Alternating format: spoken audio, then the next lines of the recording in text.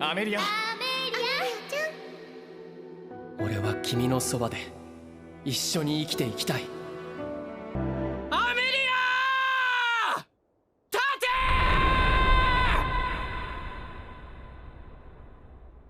プリマママテリアルコードマテリアルコードアイティアヒュエレフィシャエンボディメントコーザリティ。アメリア。バタフライエフェクト。 Well, what an episode of Iceblade Sorcerer. This was a fantastic, easily 10 out of 10 rockstar episode. Literally the end of the episode where Ray is yelling out, Amelia! That was the moment for me. That was the moment. I literally was like, yo, I bet Ray comes out. So Amelia gets knocked down by Aryan, and I was like, I bet Ray comes out and yells, Amelia! And like she gets up and like is able to overcome, you know, what's going on or something. And that's exactly what happens. Ray comes out, he yells with all his passion and heart, Amelia, and she unlocks the materia code, her brain processes and all kinds of other magic ridiculousness, and she's able to enhance the butterfly effect. I was like, that's so cool. I was like, all it takes is the words of the man you love, and boom, you're able to decode all kinds of encryptions and stuff in your brain. I was like, that's so cool. So I really think this episode was really, really fire. I really enjoyed it quite a bit. I enjoyed all the drama between Aryan. You know, I enjoyed all the stuff between Aryan and Amelia. I really enjoyed, you know, Amelia kind of like being self-loathing and, you know, really feeling herself in that moment and really allowing herself to be vulnerable. I love the way that Ray was able to approach it, and he was able to do so with the backing of his friends. You know, he's there working out, and his roommate is like, hey, go to her, you know, go do the thing. And he can tell that something was eating away at Ray. Ray goes there, and you know he's immediately met with like Clarice, and you know they're like, okay, we're gonna get out your way. And he basically was like, yo, I want to be able to reach your heart. I want to be able to reach you. You know, he's like, I don't know if I have the right to, but I want to be able to. And Amelia opens up to him, tells him about all of her vulnerabilities, tells him about all of her weaknesses, tells him about all of like the things that's been eating at her.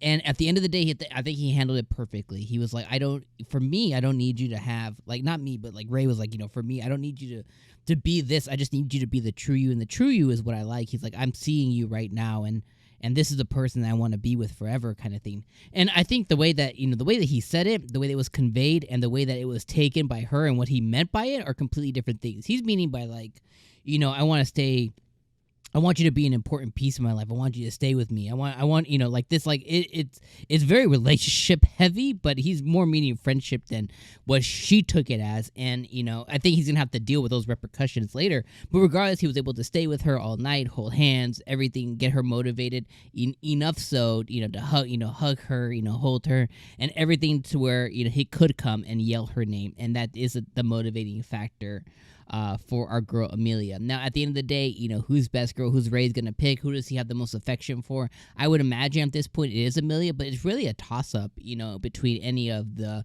three, I guess you could say four girls, including the botanical garden girl as well, you know, so it really just depends. But I really love the way that it was handled. I love during their conversation how Ray was like, life doesn't have meaning. He's like, you have to find your own meaning. You have to find your own purpose. And if you spend your whole life searching for it, then you'll never find it. Like, you got to find your purpose or make your purpose or create it. And I was like, yeah, that's pretty accurate. You know what I mean? At the end of the day, like, what's the meaning behind life? Well, it's what you instinctually or creatively create for yourself. And I think that is something that's real that was put into this. I was like, wow, the writer really went above and beyond during this specific section of the story here between Ray and Amelia. The rest of the anime too started off with Aryan as well. And with Aryan, we got some fan service, some feet fan service. Top notch. We got to see her working out and everything, and see her get prepared for all of her fights. We learned that there was assassins that are, you know, that they were kind of like taking on and infiltrating from the Empire. We learned that the maid lady that is the maid that works for Ray's Shisho, his teacher, is actually one of she's like a big wig assassin or whatever. Like basically she's part of the good guys, and her little brother is the president of the Macho Club. So that was a really cool thing to find out.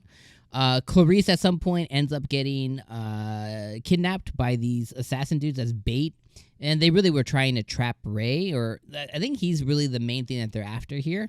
He was able to embarrass them and freeze all of them, and then be able to make the Amelia fight as well. So the rest of it I thought was really, really good. We got some, what's her name? Clara? Is that what her name is? Clara?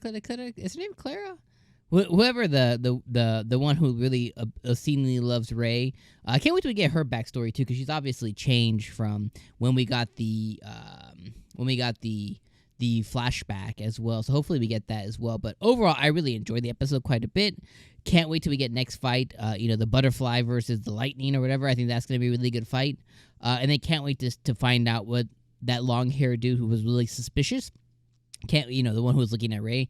I'm assuming he's part of the assassins too. Can't wait to see what ends up happening there. But overall, really top-notch episode, really enjoyable episode. Really enjoyed this one quite a bit. I was really enthralled in it, and the writing was actually pretty stellar when it comes to the relationship that's growing between Ray and Amelia. So let me know what you guys thought about this episode. What did I miss? What did I not talk about? What did I not cover specifically? Let me know in the comments below. And of course, I will see you guys next week for the Iceblade Sorcerer episode 9.